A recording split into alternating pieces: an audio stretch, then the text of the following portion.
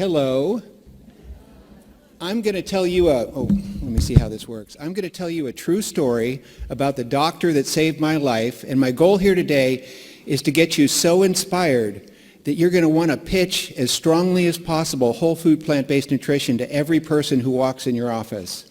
And I want you to let me know at the end if I succeed. I'm going to talk about what and how, and then Dr. Preeti, the doctor who saved my life, is going to come up and talk about why and what happened. So here we go.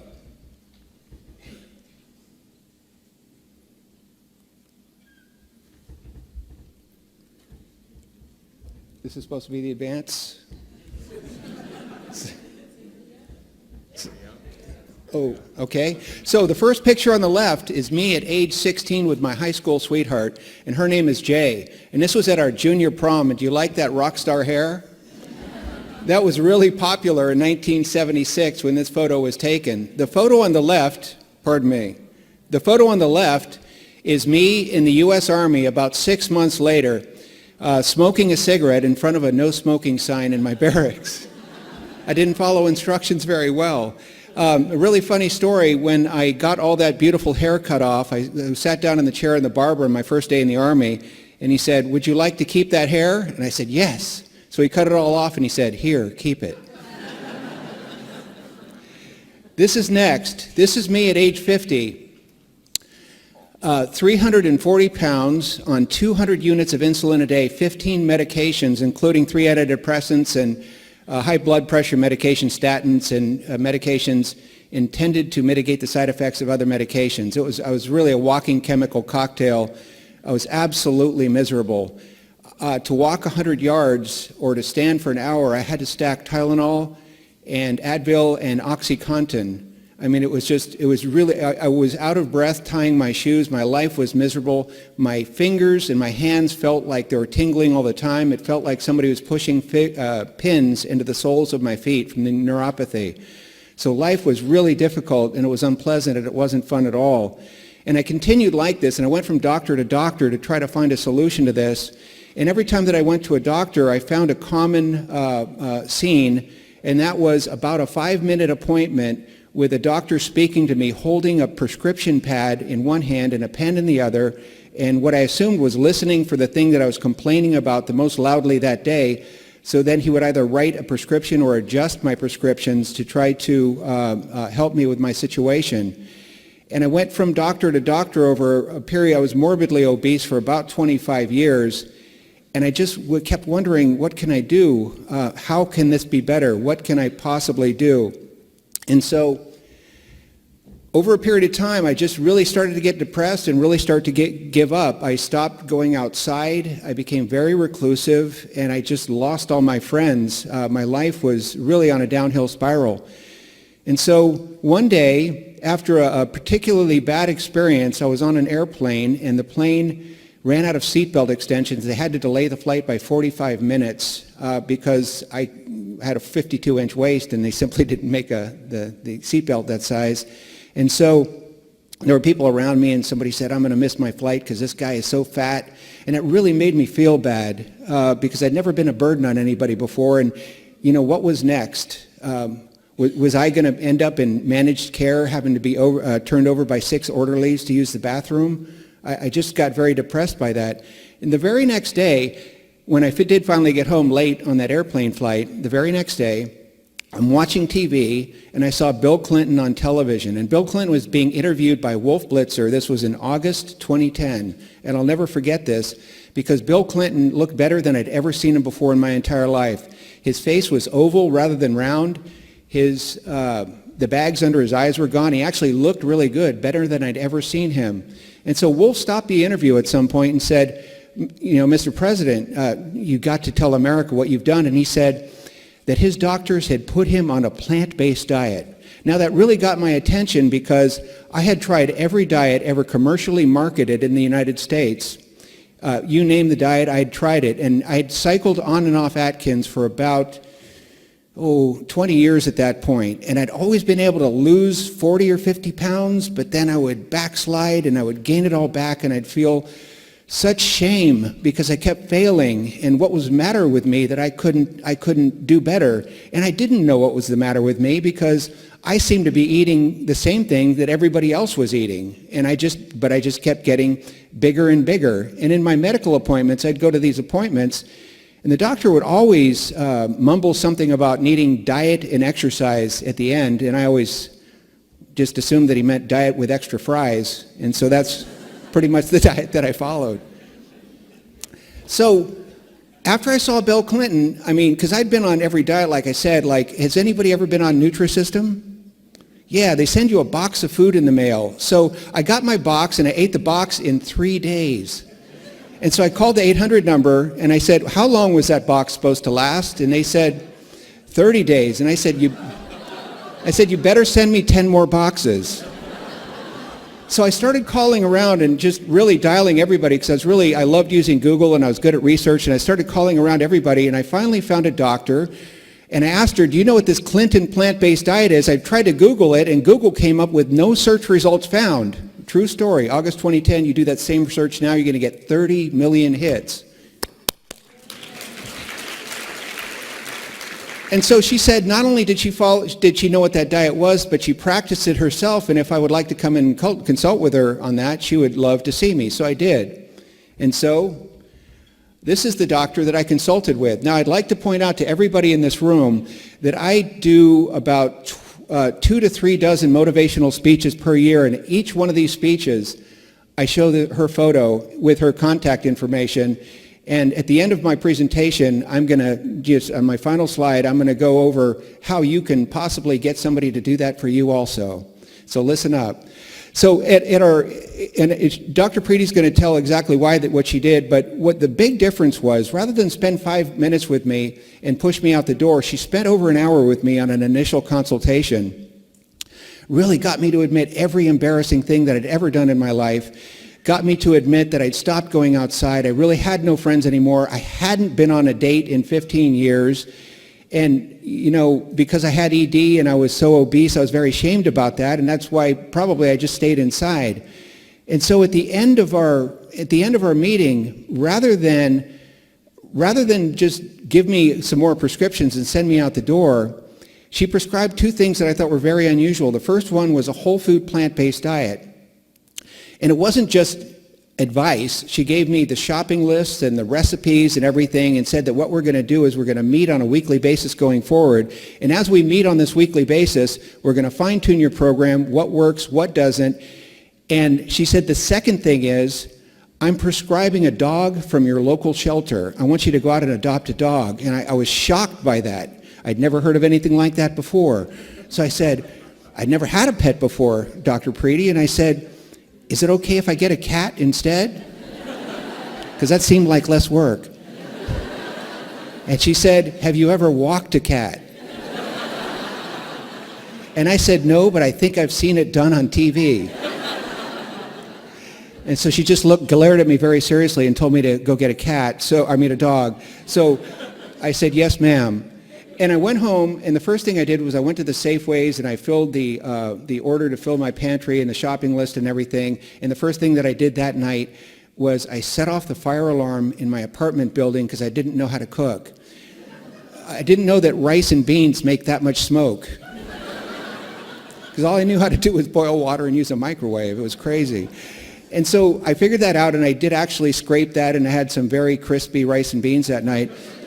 And so the very next day, I did call Humane Society Silicon Valley, which was the largest local shelter in my area. And the lady answered the phone, and I said, I'd like to adopt an obese, middle-aged dog so we have something in common. And they said, we have the perfect dog for you. And so I'm thinking, the perfect dog for me, that's a dog that is attractive and like little, and it has golden curls and it smiles, and it will never ever in the history of the dog pee or poop in my apartment. So I headed down there, and they talked to me, and they made it very clear that they could not show me an animal until I first committed that animal would be part of my family, and this was no take-backs. This animal is part of your family for the rest of your life. And I said, yes, ma'am, to the intake coordinator, just like I did to Dr. Preeti. So I'm sitting in this reception room, waiting to meet my perfect dog with his visions of this 8-pound golden retriever, the impossible dog, right? Going through my mind, and I'm sitting there, and I hear Godzilla walking down the hall. Clump, clump, clump, and it sounded like somebody was about to do a fight over Tokyo. It really did. There was heavy breath and wheezing and all these noises. And in this room, I'm sitting in there, and in this room walks the saddest, most obese dog in the poorest condition that I'd ever seen. This dog he had clumps of hair fall out, missing, patches of skin visible. His skin was red. His head was hung low. His shoulders were slumped. And I looked at him and I said, well, where's my dog? And as soon as I said that, he looked up at me, and I could tell that he was clearly more disappointed in me than I was in him.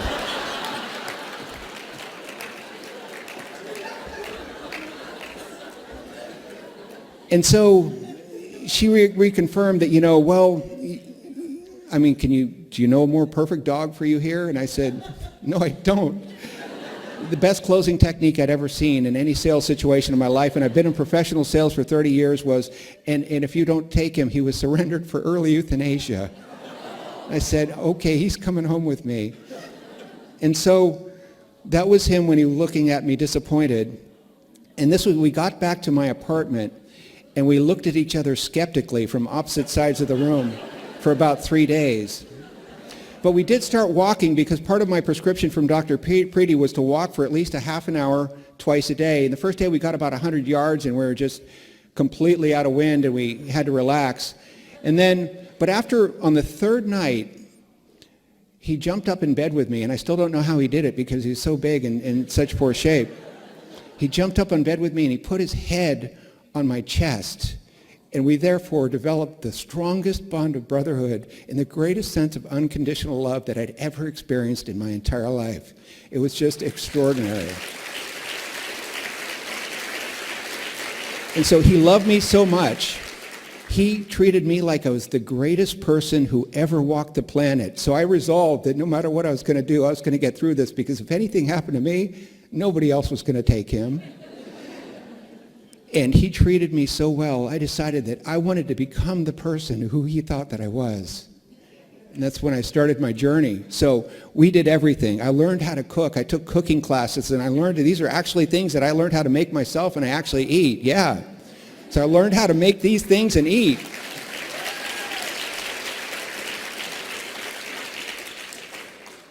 In 10 months, I started losing 5 pounds a week. Petey was losing weight, and in 10 months, my A1C had gone from 12.5 to 4.9. My weight had gone from 340 to 180 pounds. I was on 0 meds, and my life had completely changed. But at the end of this time, I said, I've got all this energy. What do I do next? I have so much energy. But of all the stats that Dr. Preeti is going to tell you about, this is the one that I cared about. My testosterone increased 4-fold. And I was eating a pound of tofu a day, and I did not develop man boobs. Petey lost 25 pounds and became just the happiest, cutest, most lovable dog. There was this farm park near where we lived in San Jose, and there was this mile path around it, and it was kind of like a singles park where, people walk their dogs and hope to meet each other and hook up. So Petey became my weapon of mass seduction. And anytime that anybody ever says, well, animals eat animals, so people should eat animals too, my response is, well, if I put a bowl of water on the floor next to the toilet, my dog would still lift the lid on the toilet to drink from the thing. So should we really be like animals, or should we aspire to be greater? And so you could see that he became a very happy and loving dog. And unfortunately, through our journey, we did so many wonderful things. We went on a boat to Alcatraz, and he actually peed on Al Capone's cell. And we went to the top of the Space Needle in Seattle, and we just had so many wonderful adventures, but he eventually died. And when he did, I need to read to you from what I wrote 2 days after he passed away.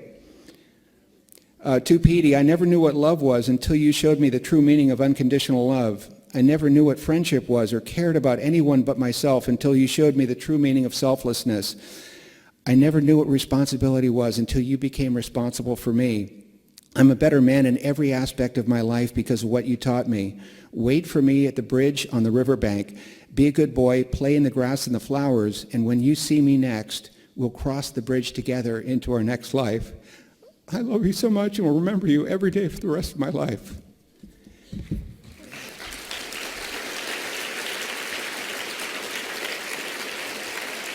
That went viral, and I was contacted by Oprah Magazine, and was asked to write a little short thing about that, and I did, and it was published in Oprah Magazine, and various things started happening. I was really missed Petey, and I really missed him with all my heart, but I talked to somebody who said that you'll never fill the hole in your heart until you adopt a new dog. So I did, and I met this character at Seattle Humane, and I named him Jackpot at first because he acted like he won the lottery. And we began doing various things. We began running together, and this is him completing a trail marathon in the Washington Mountains with me. But the most amazing thing that was happening was I was asked to help make a short internet film, a 7-minute internet film, and I did, about our experience, and I have the URL right there. And it got 100 million views in a couple of months, and it was extraordinary. It completely changed my life. I got thousands and tens of thousands of emails a day. People were contacting me. I got 12 unsolicited marriage proposals. It was unbelievable. I was on several national TV programs. This is me with Bob Harper, and I have the URL here. I'm short on time, but his segment was on keto, and mine was on whole food plant-based nutrition. And 2 months after this, he had a widowmaker, and at this session, I said, Bob, how's your heart health? And he said he thought it was good. And I said, I hope it is, Bob. And now he is the spokesperson for Berlinta. So I kind of felt that Big Broccoli let me down after not getting a gig like that, but it was good news because I did get an agent and a book deal, and just briefly, the book now is in 8 languages worldwide. If you'd like me to sign a copy for you, I'd be happy to do that at the PCRM book table afterwards. But when you get, the book is in all these languages, and the most interesting thing to me is that when a book is translated, not only do they translate the text, but they translate the pictures also. That's what Petey looks like in Italian, and in French he has a beret, and in Russian he looks like a pit bull. I was got an 8-page spread in last month's Reader's Digest, which was, wow. And I want to tell you the most important part of my story because I'm really running out on time. As part of all this noise and all these people contacting me, you remember the woman, the girl in the first slide, Jay, my high school sweetheart? She got in touch with me and said, what are you doing? And I said, and we turned out both to be single, and we started talking, and, we said, why don't we get back together? And she said, great. And she said, I don't think you're going to like me because I put on a lot of weight since high school. She's now 200 pounds, size 20. And I said, well, I'm going to tell you what Dr. Preeti told me. I said, if you do exactly what I tell you to do, I believe that in 10 months or in a year or less, you'll be at your ideal weight and off all of your medications. So just by veganizing all of her Italian family recipes and by practicing the same whole food plant-based diet that I did, that's exactly what happened. She went from 200 pounds to 115, size 20 to size 2 in 10 months, and doesn't she look prettier than when she was 16?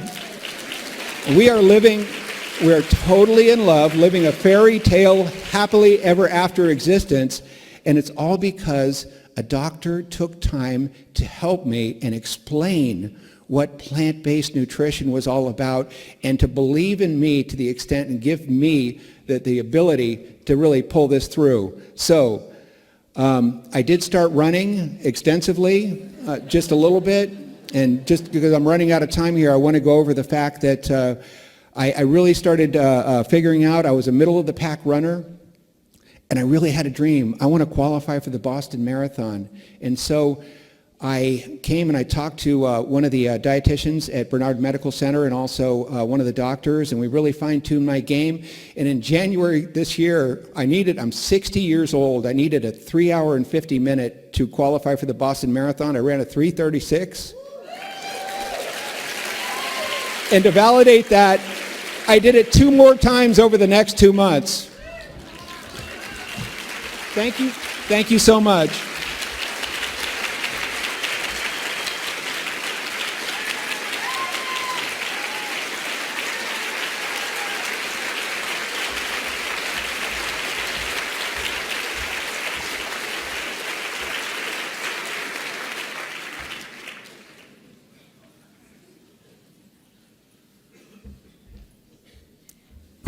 Hello, everyone. Thank you for that wonderful introduction that anybody could ever hope for. And thank you all for being here today. I am really honored to be here and to speak to all of you. Thank you to Dr. Bernard and PCRM for having me here. And the first time that I got the message, I got an email from Eric asking me if I would like to present the case with him. I didn't know what to say. And I said I would truly be honored to do that. And I would love to go back into your files and dig things out and give the actual numbers. And that's when I actually realized the amazing changes that happened internally. Because as you're going through with a patient, as you all know as clinicians, you see the subtle changes and you start seeing the development, and you kind of, you're in your day-to-day activities. So you just look at the numbers and things are getting better and you congratulate them and you move on. But when you actually sit down to put the data together, as I'm sure a lot of you do with your case studies, you really see the changes that have happened. And in the case of Eric, of course, he gave you a good background story. So that was his transformation journey, and I'm proud to be a part of it. Even though I was a smaller part, I always tell him that all I did was give you instructions, and he did all the work. He dedicated himself to getting healthy, and that's something I tell my weight loss patients too when they walk in, is that your goal should be to get healthy. As you get healthy, the weight will come off on its own. If your focus is always on your numbers, then it's going to be harder for you to lose that weight. And that's something that really clicks with a lot of patients. So just to give you a little overview of my practice, I practice in Cupertino, California, and it's one of the main things that I like to keep. The theme in our practice is keeping in mind the patient at all times. Treating the whole patient is very different than just treating numbers and the data that they walk in with, and I find that a lot of my patients appreciate that. But I often get asked, why do you focus on this so much? And I feel that it's a very easy thing to do, and it's very important when it comes to the real part, which is implementation, and that's what I want to tie in to my talk today, because over the last 3 days, all the talks I've heard all the different ways that the doctors are trying to make sure that the patients are actually compliant with what they're giving them as instructions. And that's something that I want to tie into. It'll come back all to this slide. And the reason we want to treat the whole patient, as you all know, is that the patients are not just, they're more than a sum of their parts. And I really loved a slide, I think, by Dr. Kane yesterday, who showed the interconnectivity of all the different organ systems. And we know that there's a lot going on. It's not just the physical person sitting in front of you, but it's their mental, emotional self, their core spiritual beliefs. All of that makes up that person. But it's even more than that. It's their constant interaction with the environment that they're in. And it's not just their natural environment, it's their work environment, it's their relationships, the friends they have. All of those things are something that they're constantly adapting to and responding to. So when we remember that the patient is a dynamic entity versus just a static entity, that really helps you understand why this person might be having challenges in implementing some of the instructions that you've given.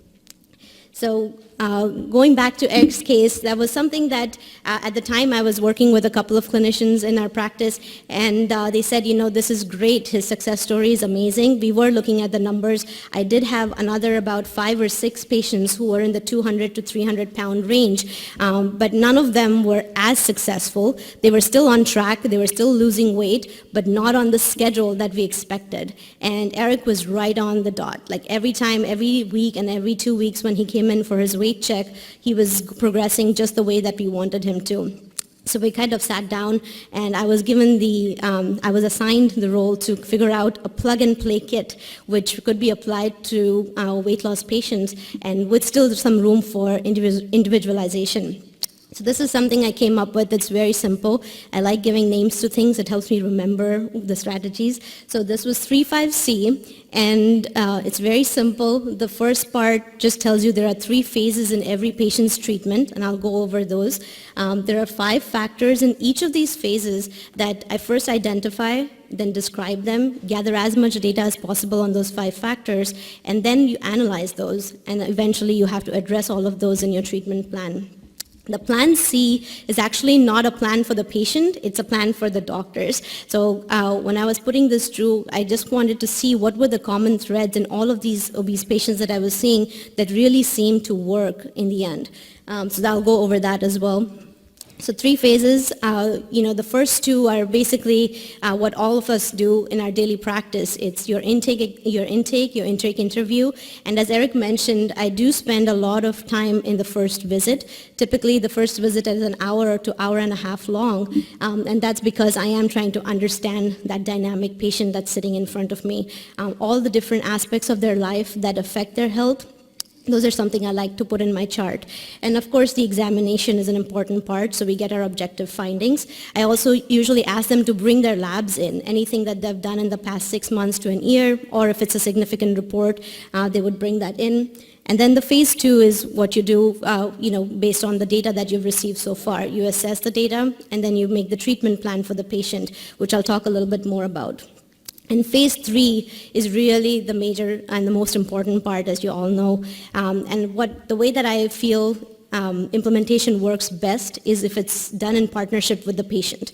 So if the patient and doctor are working as partners rather than you just giving them one-sided directions, it works so much better. So these are just the 5 factors that I wanted to list for you. One of the things that is a challenge when you have a lot of data is you don't know how to organize it. And usually what helps me is to put them in these 5 categories. So everything about their diet, and I know a lot of the doctors have mentioned that they always ask for a 24-hour recall, and that's something that I think is very important, is what do they eat? I ask them a lot of questions, just like Eric said. It's like, what do you eat for breakfast? What are all the different possible things that you would eat for breakfast, lunch, dinner, all of that. At the same time, the timings of their meals, their sleep patterns, that comes under their lifestyle, their energy level, and then of course their mental emotional health. Sometimes the questions regarding mental emotional health may not be direct, so I may not ask them, are you feeling sad or are you depressed? But I would ask them indirectly, just like in the case of Eric, do you meet your friends very often? Do you go out with friends? Do you have a relationship? Who do you live with? And that kind of helps me assess what their current social status is like and reflects on their mental emotional health too.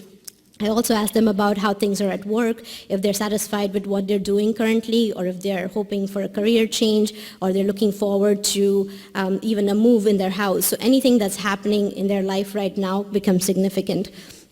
Plus, they're the current diagnosis. Most of the patients walking into the clinic usually have a list of diagnoses, and they come in because of that. They would call in saying, I have hypertension, I have diabetes, can you help me with that? So I take a look at what their current diagnoses are and their current medications, and also the supplements. And this is something key because with supplements, I always ask them, who recommended this? Is this your previous doctor, or is it the highly authentic Dr. Google? Because it's important to know why the patient is taking it and if it's actually beneficial for them. And coming to implementation, which is the most important phase, as I mentioned, we all know it's the most challenging phase, and what's worked for me so far is small, consistent changes. And just like in Eric's case, making drastic changes would have been very difficult for him, so just starting slow and kind of getting him to go one step at a time really did help. Even in Dr. Onish's talk yesterday, he mentioned the importance of consistency, and that's something I feel has worked for a lot of my patients. The other thing that helps is also focusing on the do's than the don'ts. And I remember reading in one of there was a psychology book that I picked up for falling asleep on a flight, but it ended up being really good. And one thing that it said is when you start a sentence with don't, it always sets up your primitive brain, and the person suddenly goes into a threat or a survival mode. They might not even listen to the rest of your sentence. So every time you say don't, remember this, and that I think was very important from a clinician's perspective, thinking that that's a good point. I always want to first tell my patients what they should do so that the focus ends up being, this is an action that I can do, rather than thinking, oh, this is something I can't do. So, and that's something that worked really well in Eric's case too, because the one thing that I asked him to do was add in more vegetables, add in more fruits, and at that time I didn't really call it a whole food plant-based diet. He was an unsuspecting omnivore, as somebody used that term. I loved it. And I just said, you need to keep adding more fruits and vegetables to your diet, and go slow, and here are the recipes you can try at first. Plus, keeping the patient in mind. This is something that it's going to be reiterated throughout my slides. It's again coming back to what is it that the patient needs. And then setting goals, which is important because the patient then knows what they're working towards. And I always like to give them a list of short-term goals and like a vision of longer-term goals. Yeah, they come in saying that I want to lose 100 pounds, but that's not a good goal to have, as we all know. So I usually tell them our goal is to lose 2 to 3 pounds a week. And if you go more, that's even better, but I'm going to make sure it's happening at a safe rate. And coaching them through it, which again involves giving them resources to get to their goals. So Plan C, like I mentioned, I can't call it cheesy because it's a plant-based conference. So my daughter always says, because you're plant-based, you can call it corny. So there we go. But it just helps you remember things. And this is something that I like to keep in mind, even as a self-check, that any treatment plan or any treatment that I'm delivering to the patient has to have these components in it. And the compassion, actually, I feel it's the hardest part sometimes as a doctor, because when you're listening to a patient, immediately you tend to think, oh, just don't do that. If you have a smoker sitting in front of you, just quit smoking. But there is a reason that they're not able to do it. Understanding the whole patient is part of the compassion. Just making sure, giving them the space to tell their story. And that's part of the reason the first visit is so long, is that they actually get to tell their story. And one of the other reasons that in Eric's case, I think it worked, and he mentions this in the book, is he said that nobody had listened to me so far. Nobody had asked me these questions. So I feel like the part about listening actually begins the healing process. And then, of course, we talked about the comprehensive approach, and we are going to go more into that. Current research, so keeping up with research, and that's why we're all here today, to see what the current research is telling you about, whether it's about lifestyle, whether it's about diet, whether it's about medications or supplements. It's important that we keep up. And a little note on that, I work in the heart of the Silicon Valley, so I work with a lot of engineers. So if you guys all think that you are evidence-based, you should meet an engineer. And so they really keep you on your toes. And, but it helps, it's always good for the patient. And making a customized plan, again, it's based on what the patient's needs are and coaching them through. Out of all of this, it's the last C, that's the one C that comes from the patient.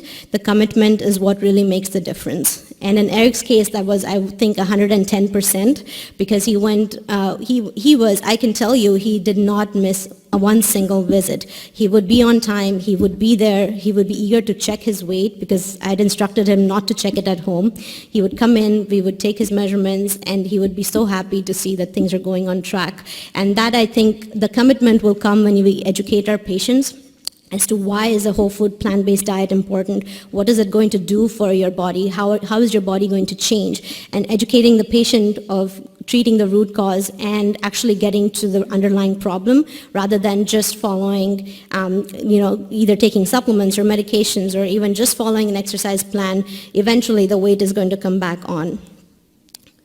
So in Eric's case, some of these slides are for your reference. I kind of summarized his case in 2 slides, and I've noted them as phase 1, 2, and 3. In this particular slide, I want to point out that his first visit, when I did the physical exam, he was breathless, just getting up from his seat and getting onto the exam table, and then from the exam table walking back to the front of the office, which is about 10 feet away. He was breathless. And if you look at him today, you wouldn't imagine that was true. These are some of his labs we'll come back to. And some additional lab work we did. This is part of the comprehensive approach, just making sure that we're looking at all the different aspects. And the gut function test, I want to especially mention and thank the doctors that spoke, right, Dr. Bernard and Dr. I can't remember her name. She spoke about the gut microbiome, and I feel that the gut function test has a lot to offer, and that is something we did make use of. Obviously, Eric didn't want to mention a lot about that in his book. Nobody wants to talk about bowel movements in their books. This is something that we heard from most of the speakers here, I think, and Dr. Ornish, who's always been at the forefront of all of the lifestyle changes. This is something very simple, and I think as practitioners, if we keep it in mind, it helps to apply to every single case, as we want to eliminate the toxic behaviors and foods, at the same time nourish the body, and then that's when the healing begins. These are just some research snippets that I pulled out from that time frame when I was seeing Eric, and all of the research pointed towards a favorable outcome with plant-based diets. It was also the time when paleo was going strong, but I chose to go this way because I felt the research was more it was the results that I was seeing in my practice as well. The other thing I want to note here is, well, sometimes I feel that the research is there, but you really have to keep an open eye, and that's the first part about science. We become so dependent on studies that sometimes we forget about what's happening in the clinic. And that was something that at that time I noticed a lot of my patients who started eating more fruits and vegetables and who were more on a plant-based diet tended to do better. And I did have patients, just for disclosure, who decided that they wanted to go the paleo route, and they did lose weight, but they ended up gaining it all back. So we went a full circle back to doing a plant-based. And the Blue Zones gets a special mention. Thank you to Brenda Davis.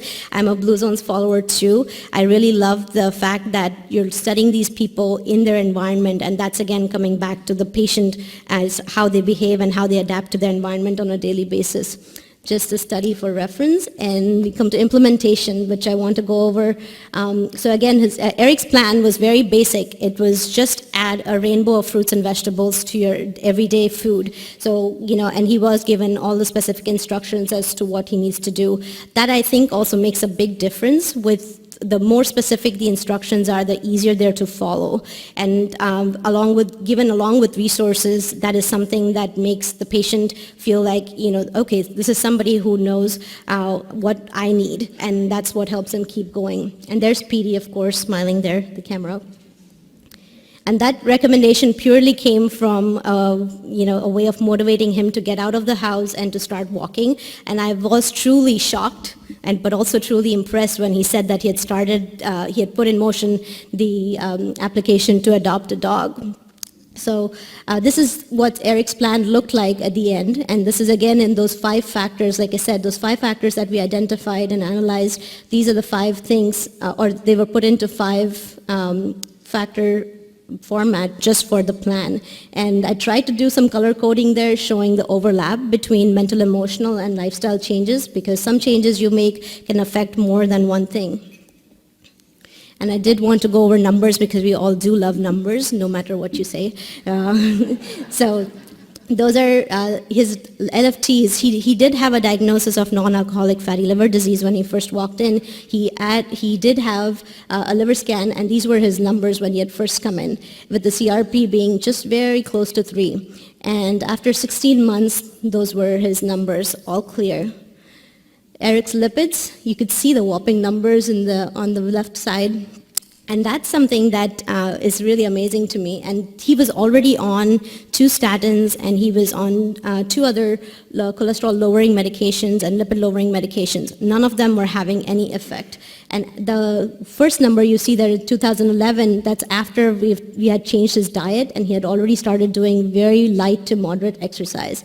And 2012, the late 2012 is where he ended up off of all medications and off of all supplements too. So that's where he was not on any medications, but also no supplements. And purely based on his daily diet and lifestyle, those were the numbers he got. And this one's the last but the best. So that was his original hemoglobin A1C. And then we did do, I was checking his hemoglobin A1C almost every 3 months because I wanted to show him this is something that I see that patients like to see as well. It motivates them that things are moving in the right direction. And we did end up getting some lower, some higher, but the 2012, that's the last reading that I had in his file, and that's where he ended. And at that visit is when he told me, he said, I'm tired of doing the walking. I think I need some more exercise, something to keep me going. And I think he touched on that slide, but I always told him that find something that you like to do and you'll always continue to do it. That's where he found his love for running. So I'm really glad that he did so well, and thank you all for listening. I'll be happy to answer any questions.